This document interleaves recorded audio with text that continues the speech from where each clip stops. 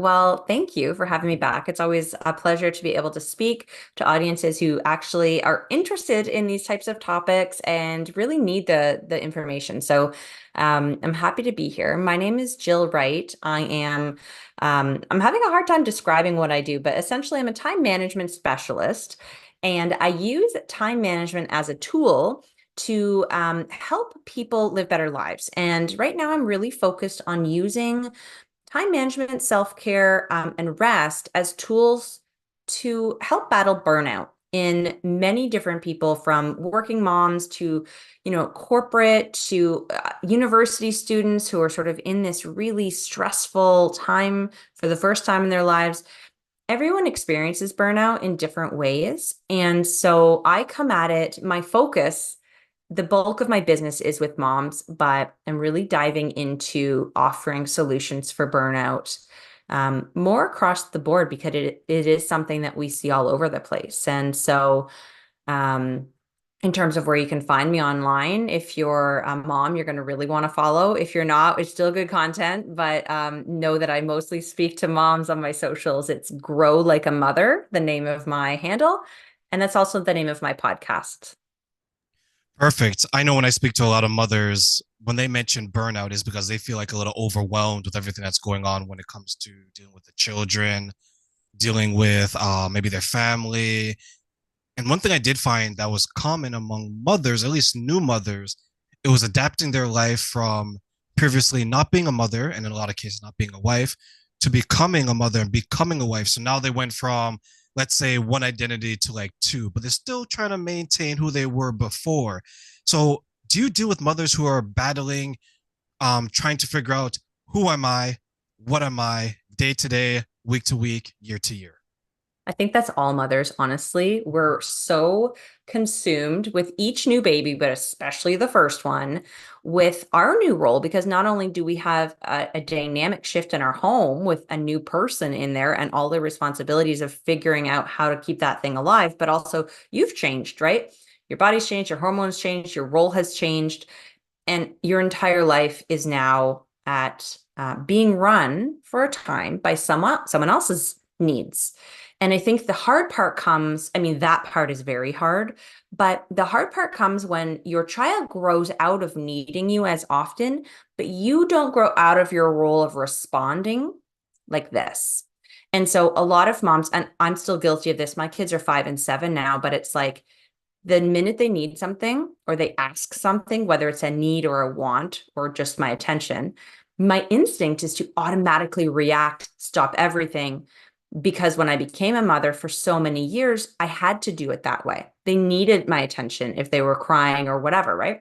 And so the burnout can come when I like to describe burnout as an unequal exchange of energy in and energy out. And so for moms, we are giving energy out to our people and our communities and our families all day, every day. Our energy is going out, and it's a beautiful thing. But kids aren't the best at giving the energy back. They just take, like little gremlins. They just take, take, take, right? They don't give you a lot back except for the occasional like sloppy kiss and an I love you here and there. And while that's amazing and that's what we live for, it doesn't fill our cups up. And so a lot of mistakes that I see happening are moms not knowing that it's really up to them to go ahead and work those things into their lives that do give them energy back, that do give them enjoyment back and rest and love and all of these different conversation, right? Like intellectual stimulation, whatever it was that happened that filled their cup and made them before they took that role of mom, they still need that.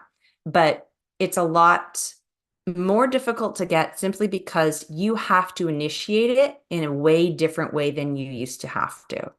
So that's where we're getting stuck.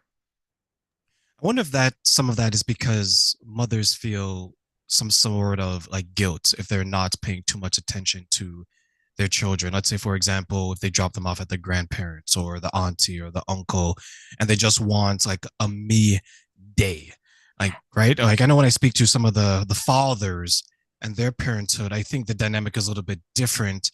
Is subconsciously many of us men, I'm speaking now, will divert the responsibility to the mother. In some cases by default, right? Because the first year they need the mom more than the father at that point. But then when you have, let's say, a couple that wants to be very involved, but they still need time for themselves, I wonder if guilt plays a factor. Do you run into that as well when you're discussing this with them? Yeah, yeah, absolutely. There's so much guilt because, and it comes from all situations, right? There's guilt from the dads that they can't be the one to do the breastfeeding in the early days. They don't know how to help their spouse or sister, friend, whoever who is in the thick of motherhood. So there's guilt that they can't step in. There's guilt from the mom who stays home in that she's neglecting a different part of herself or her career. Maybe she's feeling guilty that she's not able to put as much energy into her relationships, her friendships. But then there's also a lot of guilt with the working mom who is out of the home working most of the day and the kids are being tended by someone else. And I feel like that's the biggest one that we think of, but also recognizing that no matter what, there's like this whirlpool of guilt just going around, which is so hard to snap out of, but it makes sense because we want to be the best at everything we do. We want to be the best parent. We want to be the best spouse. We want to be the best friend, daughter, coworker, neighbor, like boss, all the things. And we want to do it all at the same time, which is the problem. We need to start rethinking about how we show up and being the best whatever we are at the time. So the best worker when you're at work, the best parent when you're at home, and almost segmenting life a little bit just so that you can survive and survive without this guilt. Because if you're trying to show up and be the best parent when you're at work and checking, the kids' daycare pictures all day long, or you're not being the best worker, and that's where you're at right then, you know? So I think being able to identify and show up intentionally with where you're at in any given moment is the first step to battling that guilt, but it's a constant battle for everyone. It really is. I think so as well. Like, I don't have any children, but I know when I'm around children or even some of the women I've dated, they find that. And like, if you look at like when you mentioned burnout, and then when I look at some of the women that I'm around, even though their children are older, let's say in their teens or maybe their early 20s or their mid 20s, they still run into that where they're thinking, okay, I only could do certain things until my children are this age. Mhm. I'm going to wait until my children is that age. And they're feeling this anxiety overwhelmed because they don't realize until maybe later on that, oh my God, Jill, 5 years have passed. Oh my God, Jill, 10 years have passed. And it's like, Jill, where did the time go? But when you look Totally. up, your children went from diapers to needing you to help them with their homework till they're hardly home, Yeah. right? So, like, speak to the women. Like, how is it that if they want to avoid burnout in, let's say, being a mother and jumping back into a relationship, if that's their thing, Mm. how do they stay grounded enough to say, hey, yes, what Jill's saying is correct. I need to figure out who I am and what I'm going to be day to day. But there's times where I look up and I don't realize years, not weeks, have passed by. Yeah. And it's really common, right? Because we're always that um, if when, right? We're if when thinkers. So if I win the lottery, if I get the promotion, then I can spend the money on this.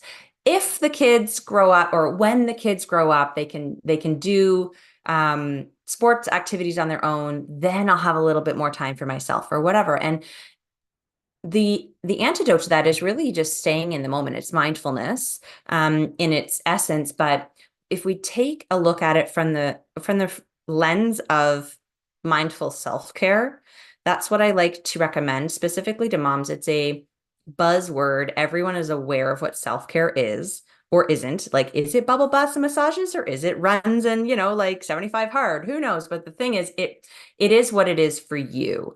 Self-care is literally taking care of yourself. And it seems impossible. I have a lot of moms that say, like, yeah, I get it, but like, when, how am I supposed to do this? And you're absolutely right. Their thought process, which isn't wrong, and I totally get where it's coming from, is that I'll have to wait until before I can do things for myself. And while yes, the reality is that in different seasons of motherhood and different seasons of what your child needs, you will have different availabilities. You'll have different capacities. Um, just like with work, you have busy seasons and slow seasons, right? Just like with your relationship, you have ups and downs. The same thing happens as you go through these seasons of parenting. But if you can create a base through line for yourself of, I am the type of person who fill in the blank, takes care of herself, prioritizes rest, drink lots of water. Choose one thing to start that makes you feel like you've got a bit of control, and the thing has to actually motivate you or make you happy or give you some kind of benefit. It can't be something wishy-washy, or it won't matter enough to you to keep it going or to see the benefits. But starting small, because oftentimes it's all or nothing is the way that we think. And that's not necessarily the answer. I always use this as an example in that it's something for me that I choose to do every day is learn a new language. And I have that app, right? Duolingo, that I can literally go on for 1 to 2 minutes a day. And as long as I'm consistent, now I'm noticing I'm starting to think in that language. And I've only been at it 3 months, right? So if I see, I saw a donkey on a show the other day, and I thought in my head, yella, which is the Scottish word for donkey. And I was like, oh my God, that's crazy that I'm having that much progress, even though I'm only spending 2 minutes a day, right? And so recognizing that you can still work towards a goal or claim some time back for yourself or keep your relationships with your friends, even when motherhood is taking over. It's just you can't do the same quantity that you might want to. And so it's a balancing act. Is that a realization that is difficult for some mothers when they realize that maybe I can't do it the way I want to do it, but I have to find a compromise to actually be able to do it?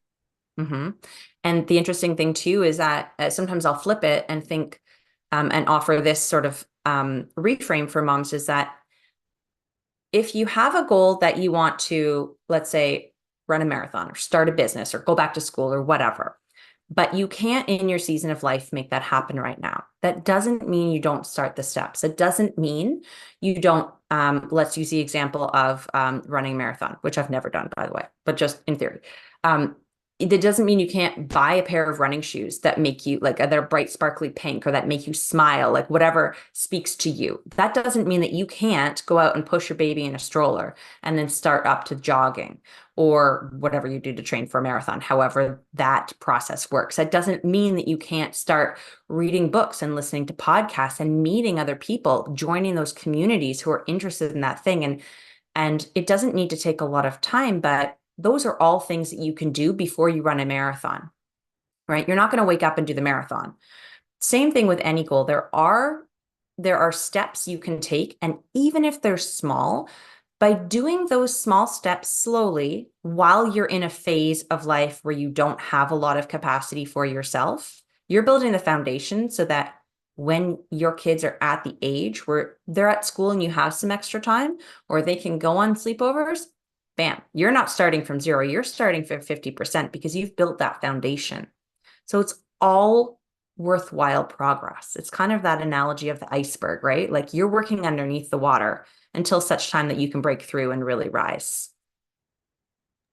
There's a friend of mine. She has a community of mothers, and I think most of them are probably younger mothers, or at least mothers who are mothers for the number of early on, right? And similar to your point, when they're in need of, let's say, a conversation, inspiration, motivation, or just, hey, I want to do this. Is anyone experienced with A? And some others say, yes, I did this. I did this. This is how it worked for me 3 years ago. And I think it's to your point where you have people coming together to help each other because there's going to be times where they maybe don't feel like they can do something, or if they're going to do it, they have to compromise themselves in some way. But when they relate to someone else, they said, hey, you can still have time to do this. Just have you thought about doing it this way? Yeah. And she's been very happy of that because I guess in her specific situation, she didn't necessarily have the support around her. So when she was reaching out, she couldn't find someone, but because she was able to find this community, it has worked out for you. They have like a little chat group, they have everything, right? They meet like once or twice a month. So it's really, really good. And to your point, what they do is some parents have children that are very young, so they get together and they just do like stroller walks through the park together. When one thing I want to mention, because she's a working mother and she's married as well, but when you mentioned the working mom, the single mom, and the mom who has situation, do you find that there's maybe different obstacles that they have to face because let's say a working mom versus a single mom and a mom who has a husband and a wife in the situation? Yeah, for sure.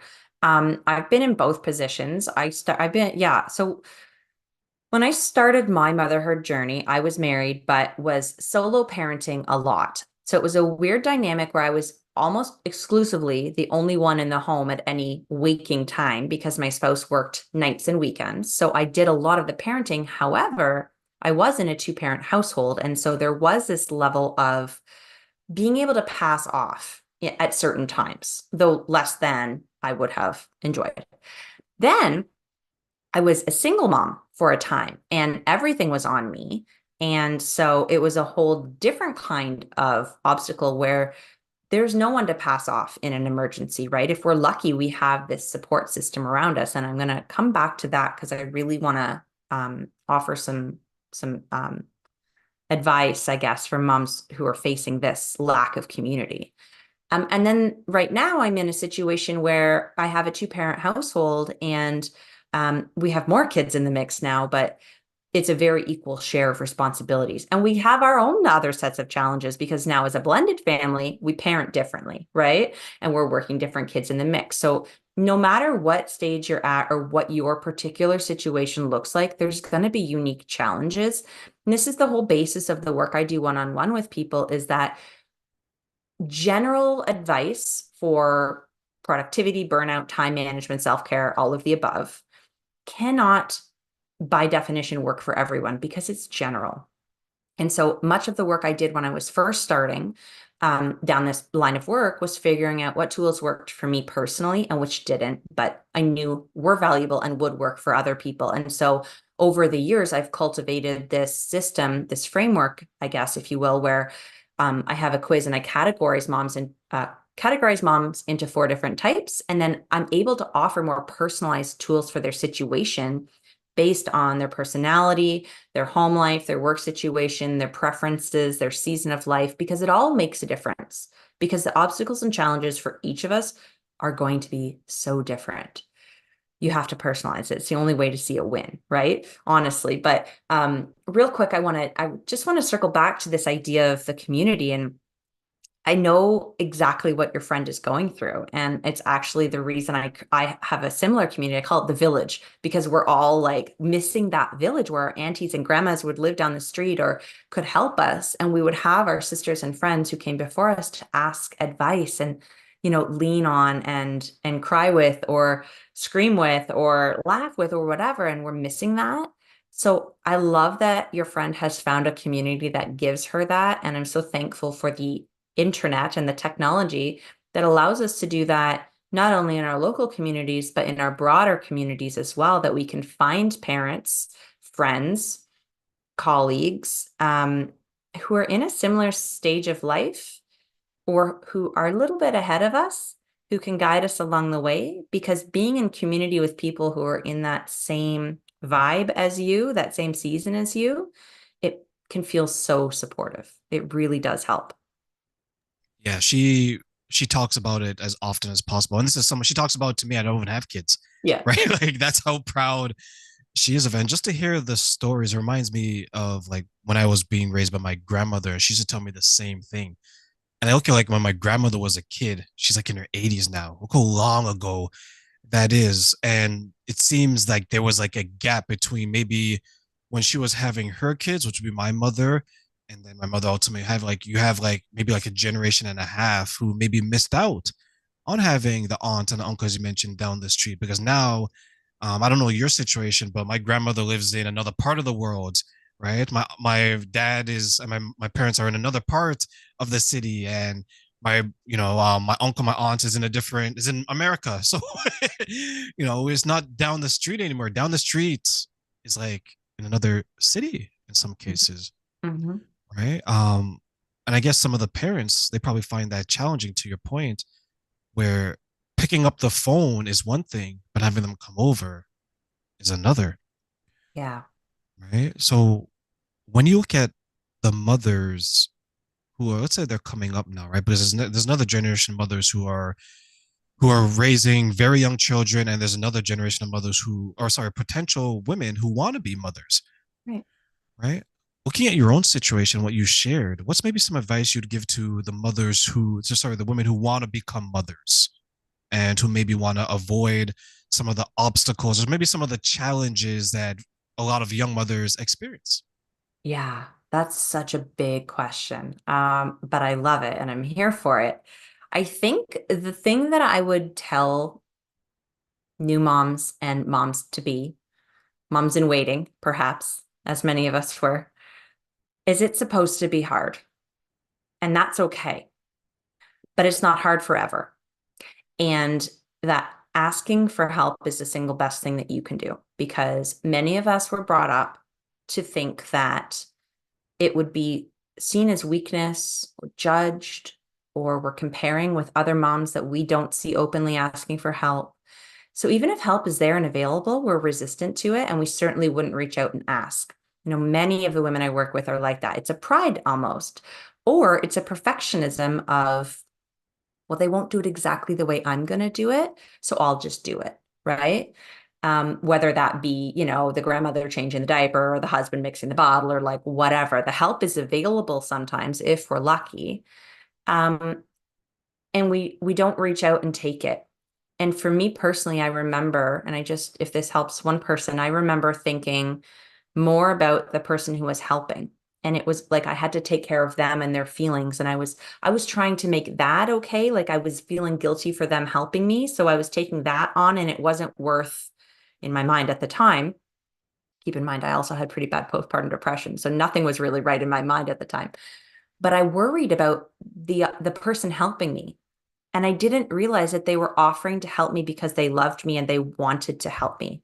Maybe they didn't want to deal with the screaming baby when I was going to have a nap, but they wanted to do that for me. And they would not have done that or offered or won't do it again if it wasn't something that they wanted to do for the relationship with that child or for their relationship with me. And so understanding that it's gonna be hard, but you can't do it by yourself. And if you don't have support in place in the form of mom friends or friends who are reliable to help you, or sisters or neighbors or someone, parents who can help you, start early to develop those and be creative in how you build a village. It doesn't have to all be in person. It can be a mix of virtual.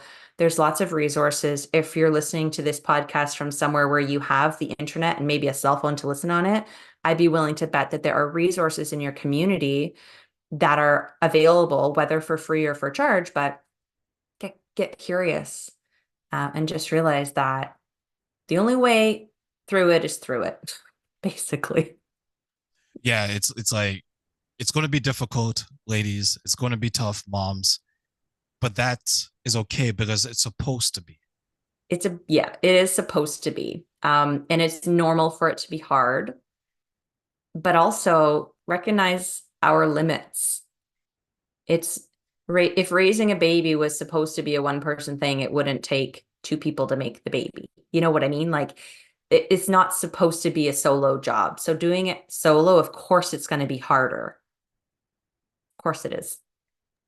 Yeah, and that's where I think some of the struggle is. Like when I look at all the like my friends who are now interesting enough. Now you got me reflecting, Jill. Now as I look back, most of my friends now, let's say the last couple of years, are all in either long term relationships or they're married. And now that I think about it, I don't have a lot of single friends that I speak to. It's interesting how life changes you Right. after, right? Yeah. And I look at the women who have children, they went through something similar. Maybe they may have started off as like a solo parent, as you mentioned, because maybe the other person was away for whatever the reason, work or otherwise. But as the child got older and as they grew into their motherhood and into that role, all of a sudden everyone around them had kids or mothers. And I think maybe naturally, to your point, how we talked about the support system, maybe naturally, a lot of times it just gravitated towards it because then they can bounce off ideas or they can at least observe. Like Mhm. sometimes watching is like a teacher in itself. Okay, Definitely. Jill raised her child this way. I thought about that, but I wasn't really comfortable doing it. But she looked like it was the best advice ever because look at her children; they responded so well. Let me try that at home. Did you experience maybe the power of observation and seeing other mothers in the quote unquote wild doing what it is that they do, but doing it in a way that was okay. I feel a little bit more inspired today. I feel a bit more motivated. I know that I can do this because I see other mothers doing that. Yes. Two things on that. The first thing is that it can actually be that, or it could go the opposite way. We could observe behaviors and ways of parenting that we didn't know we didn't want to do in our communities. And that's a good reminder for us to say, like, oh, right, I have to be conscious of the way I'm parenting because I don't like that just as much as, oh, yes, that's a fantastic idea. I'm going to try it.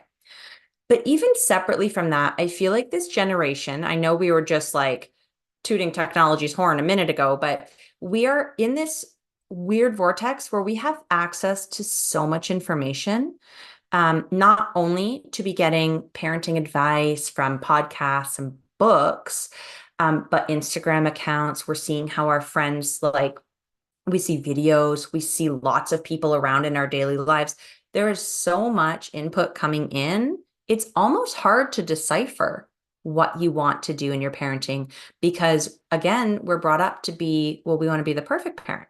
We want to do it right. Of course we do. We want to do our best job, but when we're having conflicting messages because our best friend is doing something one way and it seems to really work for her kids, but the parenting expert over here is saying to do something different, and you can see the validity in that too, it all circles back to that one core principle of like, you have to personalize it. So, keeping in mind as you're moving through your life and observing that trying like keeping an open mind and trying different things that resonate with you is absolutely the best way to go, but not being attached to the outcome. Because if you think, oh, that's a really great way that my friend did, I'd like to try that, but it doesn't work for your kid, you can always come back and try it again later.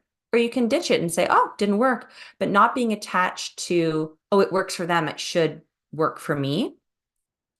And also recognizing when we're in this comparison mode, which is so hard.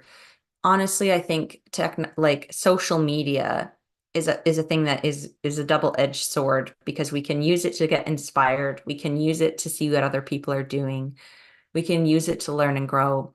But much of the time, it's also feeding our inner critic and our, inadequacy and stories we're telling ourselves, oh, that person's done it that way. Look, there's no peanut butter in that girl's shirt. Oh, she's allowed to brush her kid's hair. I can't even get near mine. I'm cutting out dreadlocks. Like it's so wild that we still, even though we know we are smart, educated people, and in our generation, we grew up before internet. So we really know that not everything is real.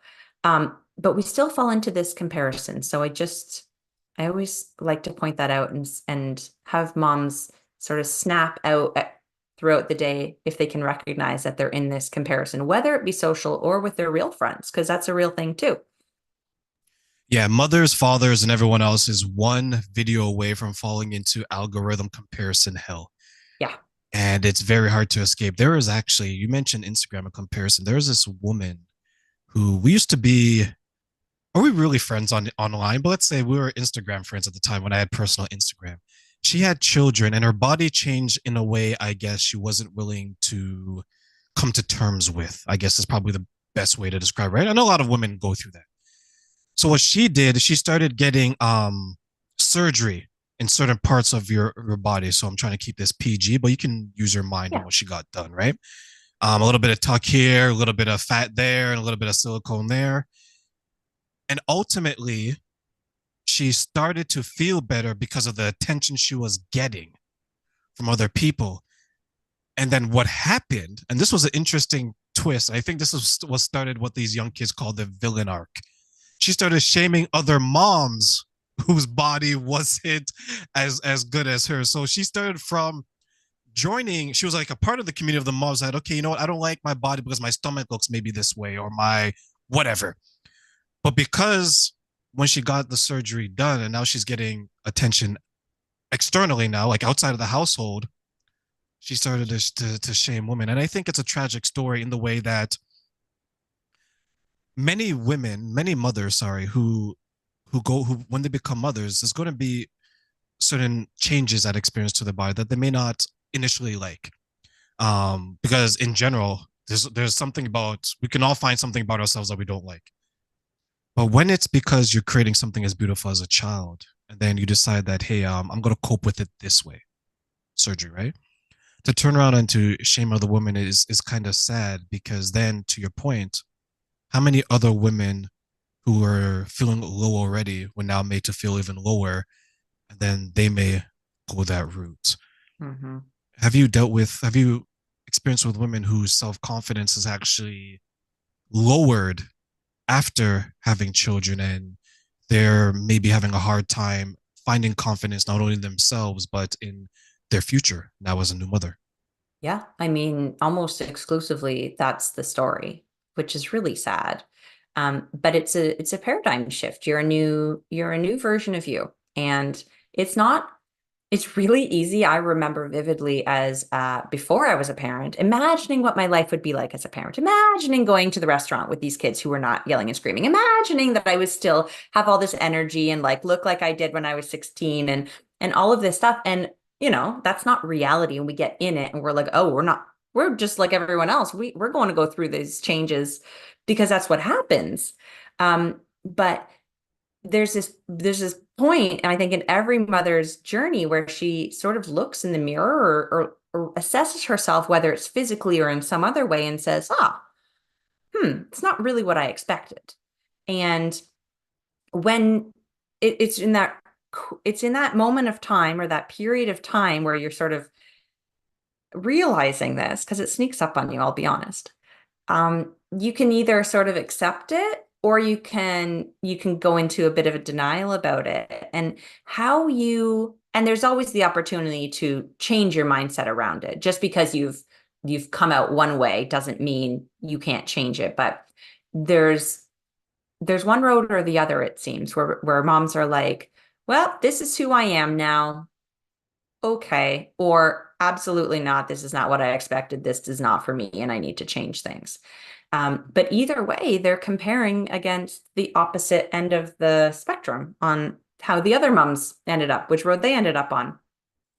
And I think that's the really nice thing about these communities like the village and the one that your friend is in, where they can tailor the people who are in there so that it's not like a broad Facebook group where, yes, there are so many people in the same situation, but you've always got those people who are judgy or instigating things or saying hateful comments or have a different opinion, but express it in a way that starts a conflict. Um, so, on the one hand, as nice as it is to find that community, be careful of who's in that community because you can either get some support and guidance and encouragement in a healthy way, or you can get swept away by these shameful remarks or these unhealthy ideals, if you're not careful about how you do it. But absolutely, every mom I know has had some moment of like, oh, is this what it is? Is this what it's like now? You know? Yeah, I look at, even if I were to like put myself in a situation like that, like every couple of years I feel like I go through a change. Like the train today is not the train from 2 years ago, definitely not the train from 10 years ago. So I think for parents out there, mothers specifically, maybe their body's changing, to your point and to the example I gave, in different ways that maybe they couldn't predict. Yeah. But you are still the same lovable person, right? You're still the charismatic, happy person. It's just, and I know we're simplifying it in a lot of ways by saying that maybe, okay, your body isn't changed, but it's something that you can work through if you're strong enough to work through it. And I think some people, unfortunately, to the example you gave with the community, you may fall into the wrong community and it's all you're hearing to the left, to the right, and it's in front of you. And then you may have to ultimately make a decision. And the decision, either it's basically just two decisions. Either you're going to fall into the expectations of that group, or you're going to say, okay, you know what? I think maybe this is not for me. Let me go find someone that's more supportive of the type of mother I want to be. And that's probably the best option for most people because you have a child to raise, right? You know, you have a family to run, and they're going to look to you in a lot of ways for that strength because a mother's strength is different in a lot of ways than a father's strength when it comes to building Mhm. up the family. So I know we talked about the mothers in waiting. I think we'll start using that going forward now. What's, as we close, what's some advice that you want to give to the mothers out there, new, old, whatever season they're in, and say, mothers out there, this is what I want to leave you with? What would that be, Jill? You're not doing it wrong. I think it's really important for us to hear that once in a while because we worry. We worry that our choices are, and rightfully so, the choices that we're making are impacting not more than just us. They're impacting our kids, our families, our spouses. And there can be so much wrapped up in getting it right, but there is no right, which means you're not doing it wrong. And I think that gives a lot of freedom to sort of just breathe and say, okay, if I'm not doing it wrong, then I have permission to do it my way, right? And to try things and to change my mind. And so, like, let this be your permission slip. You're not doing it wrong. And you can just keep adjusting and changing and looking and searching and sticking with what works until it doesn't. And that's okay.